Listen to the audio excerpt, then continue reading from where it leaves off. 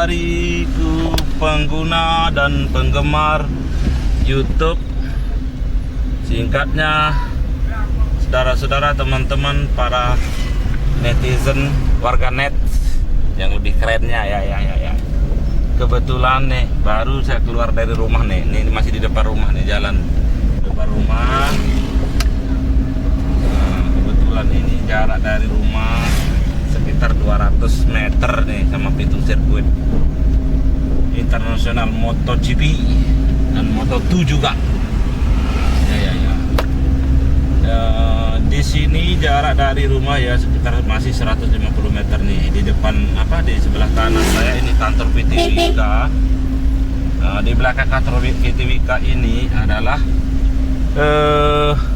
relokasi warga Desa Kutu yang masih berada di lintasan balap atau lintasan sirkuit MotoGP itu ya. Di sebelah sana kanan. Di sini proses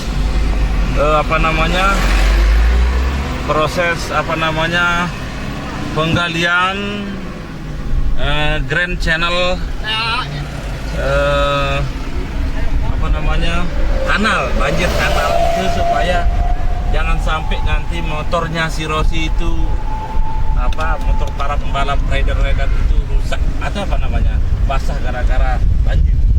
Dan alhamdulillah banjirnya insyaallah ya tidak akan pernah terjadi, walaupun tidak melanggar sunatullah, yang mana teorinya air hujan turun dari langit masuk ke bumi, dimasukkan ke gorong-gorong raksasa. Tapi alhamdulillah di sini gorong-gorong raksasa sudah dibikin. Nah, biar nggak melanggar sunatullah, kata Pak Gubernur DKI-nya. Ya di sini, ya walaupun melanggar sunatullah, yang penting warga aman nih. Ini sebelah kanan juga ada Pertamina nih. Ya biar warganet yang putaran rumah ini tidak susah-susah cari bensin tidak susah cari bensin atau bahan bakar ya, untuk motornya, untuk segala macam lah. Sekali lagi para warga net, warga sosmed yang selalu setia. Nah, kebetulan ini gue mau jalan-jalan cari janda, ceritanya ini janda ganjen. Janda Bahenol. Tahu Bahenol? Badan hebat, otaknya nol. Itu yang bikin isu hoak itu kayak Ratna Sarumpait. Ratna Sarumpait, sorry ya, salah sebut. Boleh kan, salah, minta maaf kan. Di sini ya. Di sini jalan bundaran di depan kota. Saya akan explore, saudara ya. Saya akan explore yang lebih komprehensif, yang lebih detail. Dan kalau ada yang mengatakan begini begitu di media yang tidak tahu yang luar dari desa kita, ya janganlah dipercaya lah. Kalau MotoGP penggelaran MotoGP ini akan batal lantaran isu-isu corona, isu-isu segala macam, bla bla bla bla bla bla dan bla bla bla. Wah, don't believe ya. Don't believe them. Jangan percayakan mereka. You have to believe with me. Why? Kenapa? Because I'm local people. My house is very close, very near, in front of the MotoGP circuit. Yeah. If you want detail of the information about the MotoGP circuit, you better look up my channel YouTube Andur Kutu Politika, and you will find all about circuit MotoGP in my channel. Okay, this is Novotel Round. Ini adalah bundarannya Novotel, begitu kan. Di sini kebetulan masih dekat dengan rumah, bisa kita jalan, jaraknya sekitar 700 meter lah dari rumah, kurang lebih gitu ya, malah kurang 600-an meter lah. Nah di sini, di depan sana nih saya kasih tahu ya saudara-saudara, biar nggak nyocor bikin isu yang gini gitulah. Kamar nenek kaji saya kuasa aneh. Nenek kaji saya kuasa bagian pendek entah rasa. kameramen jangan ketawa dong, mentang-mentang masih jomblo ini. Nah ini dia bundaran Novotel yang dulunya di sini adalah ada pasar dulu di tahun 1983 di sini ada pasar. Nah, sekarang dirubah jadi bundaran gitu ya. Yang kalau pada malam hari di sini pinggir-pinggir taman ini dilengkapi dengan lampu dan warna-warni menyala di pada malam hari. Nah, kalau warganet mau tahu, nah, bisa cari saya biar lengkap penjelasannya atau tutorial deskripsinya ya, bisa menghubungi saya di nomor yang tertera nanti ya, di 081907216654 atau di WA nomor 082340021396. Nah ini saudara-saudara ya. Nah kebetulan di sini adalah Pullman yang kemarin sempat dikatakan mangkrak ya, tapi alhamdulillah sekarang diprogreskan kembali pembangunannya, sudah sampai tahap atap. Salah mungkin 5 atau 6 bulan lagi semuanya sudah mentereng karena di masing-masing tingkatan diambil oleh sub CP atau perusahaan. Nah, sekarang alhamdulillah semua ada mesnya, semua orang sudah bekerja kembali ya. Jadi don't be worry ya. Jangan khawatir. That MotoGP will be progress. Nah, di sini dulu tempat lomba-lomba memancing itu ya. Ya, kita beli karcis di sebelah kiri. Biasanya juga para tamu atau tamu-tamu wisatawan asing juga ikut berkompetisi ini. Nah, di sinilah. Nah, di sini gedung PT Wika selaku pemenang tender kemarin. PT Wika dia berkolaborasi dengan PT-PT lokal, PT-PT setempat yang anak-anak perusahaan yang masih kecil itu, alhamdulillah sekarang sudah masuk tahap atapnya ya, itu seperti yang lihat sebelah kanan netizen ya. Nah disinilah Pullman. Nah sebelah barat sana lagi itu ada Oberoi juga mau dibangun. Cuman kemarin ada yang koar-koar, this is my land, I have never to sell this land. Saya belum jual tanahnya katanya, padahal sudah ditandatangani. Ya, ketika dikonfrontir oleh pihak pengembang, tanda tangannya udah nongol di situ. Nah itu perkaranya yang kemarin yang digusur-gusur itu bro. Nah jadi janganlah. Mari kita membangun daerah kita. Mari kita memberikan penjelasan yang jelas kepada publik agar publik tidak tersesat ya, dan para kawan-kawan yang kiranya belum tahu apa persoalan yang diikuti, jangan diperkeruh suasananya ya, karena di samping kita lagi corona pandemi COVID-19 malah ditambah dengan riuh-riuh demo lah, jangan gitulah, jangan cepat termakan provokasi bro ya, karena ini loh yang namanya provokasi itu. Nah sebelah kanan saya Novotel ini. Novotel itu staf-stafnya gitu. Itu lihat. Nah, karena di sini kebetulan ya. Di sini jalan menuju ke Jembatan Cinta ya. Nah, di sini sebelah kanan Novotel itu stafnya. Ini mobil-mobil para staf, mobil karyawannya. Kebetulan kita tidak ada kepentingan di sana juga ya. Kalau kita masuk di sana harus di swab juga. Kebetulan saya tidak bawa masker ini. Kebetulan karena dekat dengan rumah jadi not so important ya. Karena kita di sini ya dekat dengan rumah. Kadang-kadang kalau jalan boleh ketika kita mau cari. Nah itu dia. Nah itu di situ tribun nanti. Nah itu kan sudah dibikin undakan itu. Nah itu dia mau ditaruh kursi di situ para netizen ya. Kursi para penonton di samping disuguhkan oleh para rider yang bertarung menggunakan jet daratnya. Nah, disuguhkan juga dengan panorama Pantai Seger ya, tepatnya karena kita ini berada di samping Novotel Lombok. Nah, kebetulan para di sini ya. Saya biasa gembala kambing di sini. Ya, sekolah dasar dulu waktu kelas 3, kelas 4 SD saya tiap hari di sini. Nah, kebetulan di sini kita dihadang oleh, coba kameramen diarahkan ke saya. Nah, diarahkan ke saya, dikirain nanti bukan saya yang anak. Hahaha.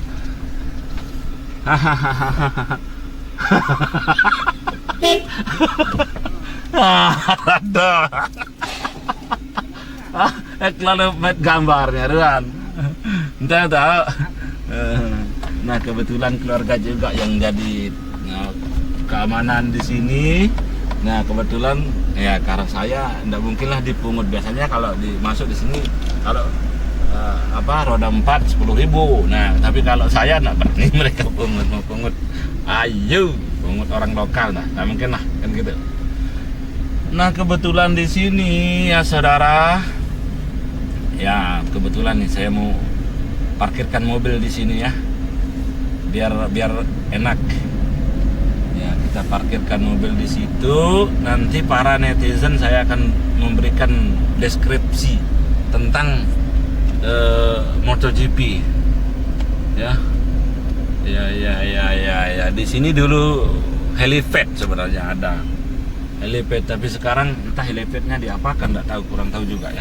Karena saya juga jarang ke sini, paling cuman karena apa namanya? Iya, kameranya dibuka aja kameranya ya. Ya. Langsung kamera turun ke depan, kameramen ya. Kameramen turun ke depan. Nah, ya. Arah kamera ke sini. Kameramen ke sini, kameramen. Nah, itu dia ya saudara-saudara. Warganet kebetulan.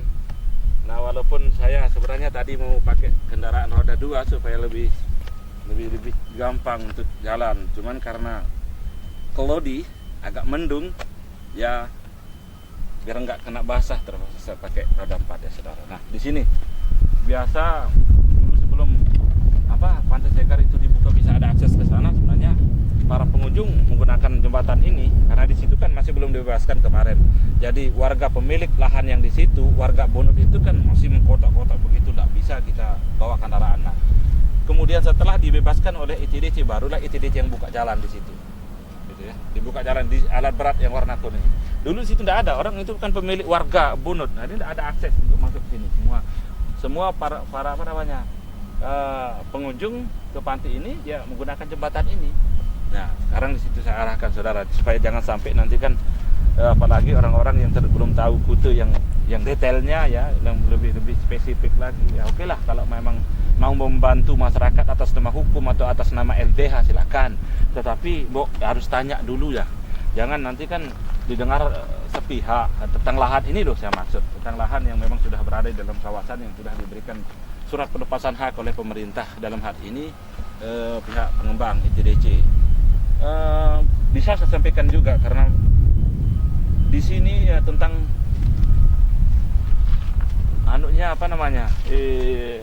pembebasan lahannya kemarin Raja Wali ya tahun 1990 ya awalnya, cuma pembebasan pertama dilakukan pada tahun 1991. Di situ kan menggunakan calo kemarin Pak ya, para netizen. Nah, di situ juga ada yang klaim yang dulu Lendang Bontar ini memang pada dasarnya menurut mereka tidak pernah dijual, tetapi saya yakin mereka sudah dijual karena saya juga terlibat dalam pengukurannya. Di samping makam Sokar ini saya yang ukur dulu.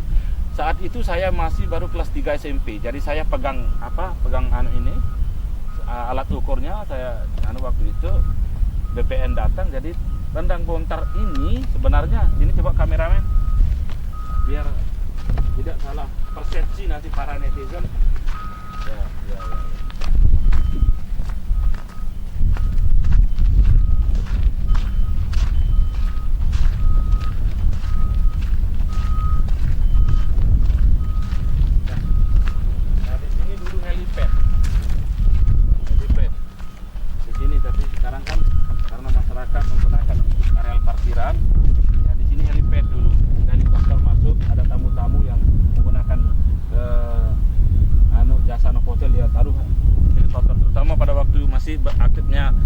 PT Nyumono Nusa Tenggara. Dia menggunakan helikopter turun di sini. Biasanya di sini dia. Nah, saya juga tahu persis sudah. Nah, di situ Lendang Bontar itu saya kasih tahu ya saudara-saudara. Lendang Bontar ini pada waktu belum ada kepolisian ya, masih di tahun 1960-an ya atau 50-an dulu menurut bapak saya ya, menurut orang tua juga, ketika mereka yang mau kelahi, mereka yang mau adu kesaktian atau apa kek, dia di sini dia tidak boleh ada ikut campur di Lendang Bontar ini. Lendang artinya karena dia bulat, lapangan tapi yang memang terbentuk di proses alam. Kita tidak tahu bagaimana proses. Di situ ada semacam daratan yang kecil di tengah. Ketika nanti air pasang, nah di situ tidak tenggelam. Sebesar apapun air pasang dia tidak akan bisa tenggelam. Di situ ke lahan yang sekecil itu yang kurang lebih ya mungkin 15 atau 14 are luasnya ini digunakan oleh orang-orang yang pada zaman dulu mengadu kekuatan atau adu fisik atau adu ilmu, adu kekebalan di situ dia. Ya biar tidak terpahan. Kemudian tidak tahu apakah sekarang sudah dijual, tetapi menurut saya karena pada waktu itu saya melakukan pengukuran di samping ini. Ya karena ini dulu yang ikut terlibat dalam proses penjualannya atau pemerintah sebenarnya. Di situ kan untuk meminimalisir kejadian yang bersifat individual. Kalau dia kan saling klaim begini, besok masyarakat jadi ribut. Makanya pemerintah turun tangan pada waktu untuk menengahi hingga kampung ini diberikan, dusun desa ini diberikan. Seingat saya pada waktu itu yang di sini ini dibayar oleh TDC, kemudian di masing-masing desa di Kecamatan Pucuk dikasih dananya. Nah, jadi kalau ada yang klaim sekarang, I don't know who claimernya, siapa yang pengklaim saya tidak tahu. Yang jelas di sini saya yakin sudah dijual. Walaupun saya tidak terlibat dalam proses penjual belinya, cuman di samping ini saya pernah ikut terlibat mengukur. Jadi para warga yang memang ingin tahu tentang kute, yang jangan coba-cobalah bikin narasi dong begini. Coba turun ke lapangan, nanti saya kasih tahu, saya siap kok. Silakan panggil saya di nomor yang sudah saya terangkan tadi di 081907216654 dan di WA 082340021396. 24 jam aktif. Saya akan layani saudara. Yang penting jangan terjadi kisruhan. Saya tidak mau karena di depan kampung halaman saya terjadi keributan lantaran narasi-narasi yang tidak benar. Saya tidak mungkin untuk ikut. Kalau saya terima pemberitaan segala macam, kalau tidak saya telaah, saya tidak teliti secara lebih komprehensif, lebih mendalam, saya tidak akan bisa terpengaruh begitu saja. Karena apa? Gunakan otak dulu. Kalau memang ada pemberitaan itu, telusuri kebenarannya. Apakah dia ini adalah sebuah pemberitaan yang empiris yang boleh bisa ditanggungjawabkan, baru kita percaya. Itu pun jangan sembarangan kita melakukan aksi gini tidak baik itu kan. Sebagai masyarakat yang primordialis, kita tetap sebagai warga negara yang baik, negara yang tahu hukum, bahwa Indonesia itu adalah negara hukum, negara republik. Jadi jangan seperti yang kemarin terjadi, oh saya belum jual tanah, belum jual begini. Saya tidak mendiskreditkan mereka, saya bantu mereka.